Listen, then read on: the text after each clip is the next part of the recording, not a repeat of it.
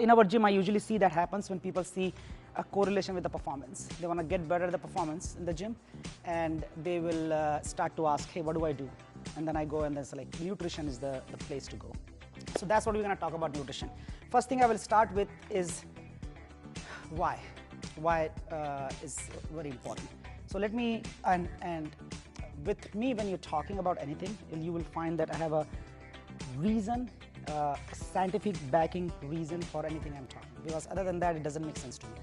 So if you tell me something which is somebody heard something and sharing the knowledge is like, good. But if somebody talks about data, research, and outcomes, then I'm like, okay, it makes sense.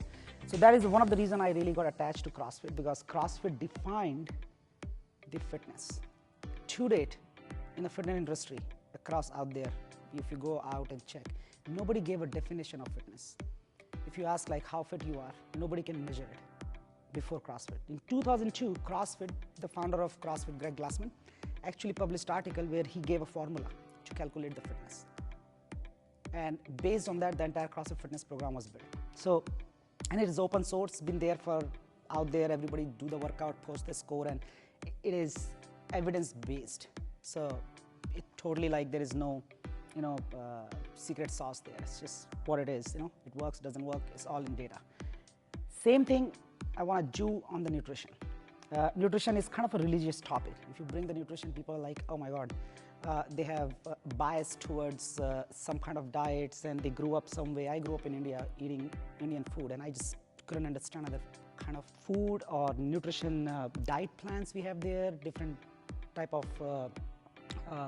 categories of food. Like those are all like not clear to me. It was all noise, and until I got understanding of that, I couldn't make a good decisions about my own health and what I put into my mouth and what do I eat.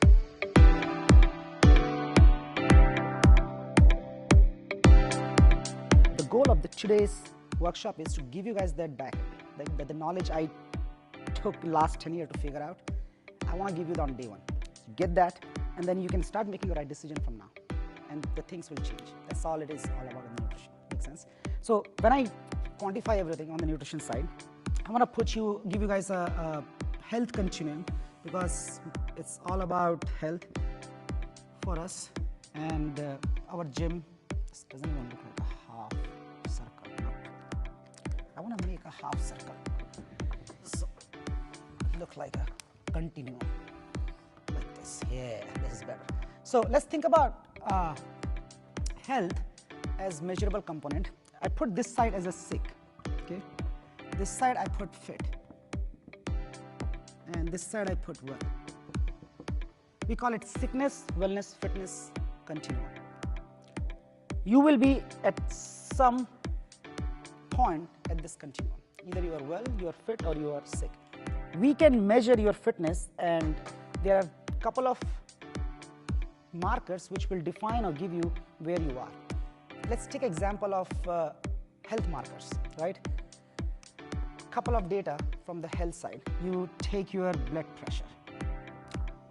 What is a sick blood pressure will look like, or what a well blood pressure will look like? Does anybody have that information? Do you know what is a good blood pressure? This is one of the things I want you to try to do it is go get your physical done. And then just like your weight numbers, right? I can lift this much on the back squat, this much on the deadlift. This is also very important. You should know on top of your head what's your normal blood pressure. Like there are other components which you can track from tracker. Your resting heart rate. Do you guys know what the resting heart rate should be?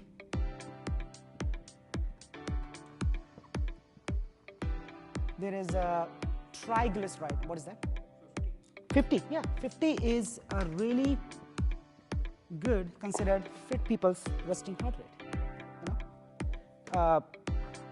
Anything above 80 will be putting you in the category of sick. Anything in between 60 to 70, I can say, oh, you're well, nothing to worry about.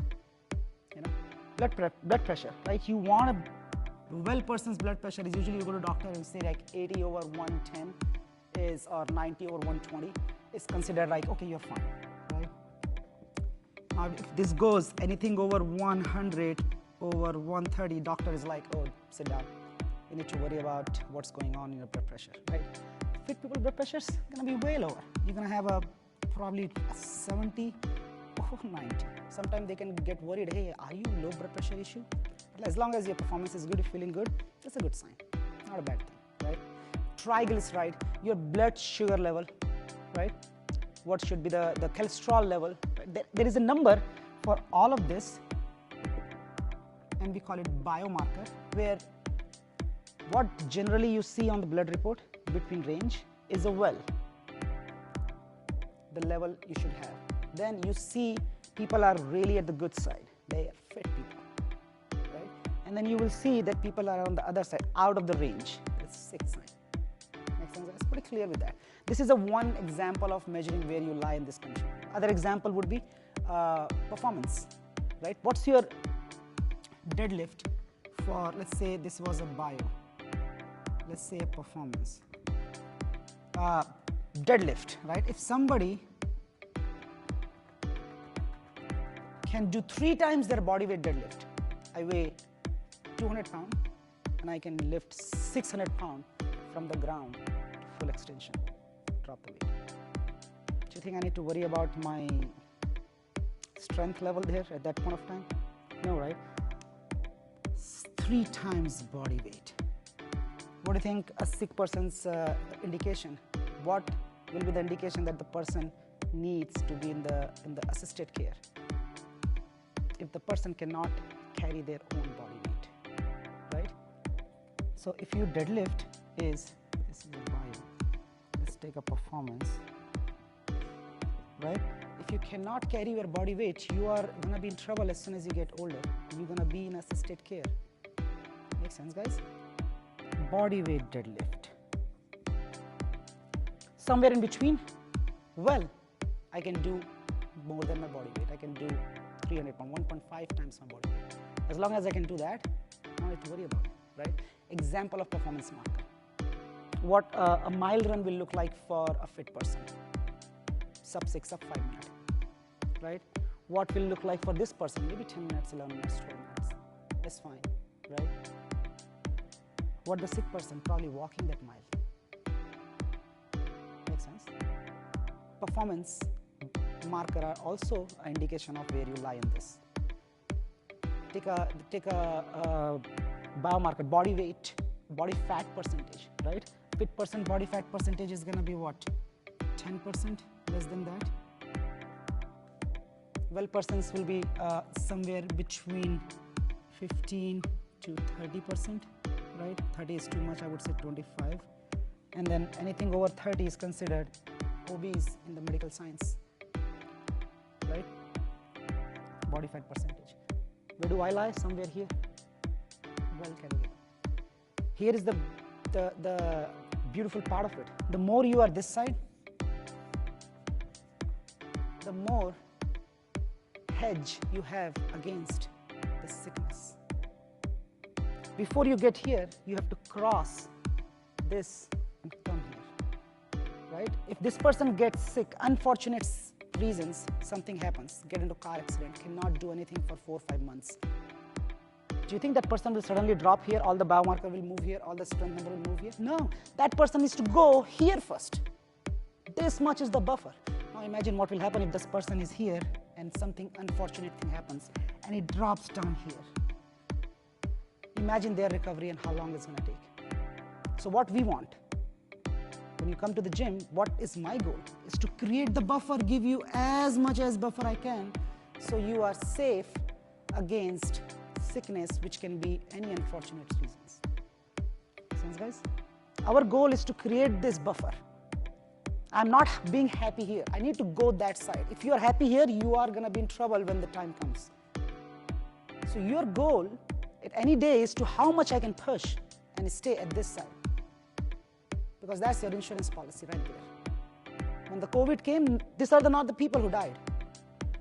These are the people who died. These are the people got sick and got this side a little bit, did not die. These are the people had to go on the ventilator. I had an insurance. I did not have an insurance, but I had an insurance. During COVID, I was jobless. I had no insurance. If I got a COVID, I would have been in the hospital and not be able to go hospital actually. It would not be affordable. But I had an insurance that I can fight that COVID and not get to that situation, which is what happened. Make sense, guys? So your goal, and COVID was not anybody's choice. That shit showed up. You had no option. My uncle died. Like people just were here, died. I had nothing, I could not do anything at that point of time. People were here, luckily survived. People here had a chance to do things. Make sense, guys? This is the why.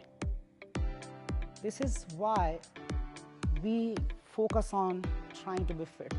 This is the purpose. I want you to understand when you come to the gym, it's not about losing 5 pounds or 10 pounds. It's about lifelong trying to be this side. Right? The best part is this performance biomarker, this health biomarker, they are all correlated. If the performance biomarker goes up or performance marker goes up, your biomarker improves.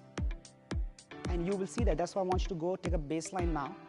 Take a blood report, which is free, covered in your insurance, right? Have the data. Do a year of this. Go next year, do the change. And then in this year, you will know, okay, in the gym, I improved my deadlift. In the gym, I improved my back squat. I improved my mile run. I improved on these things. Then go take a blood test. Magically, you will see that all those biomarkers also improved. Direct correlation. But there is no other way around. I can't improve your blood marker by something.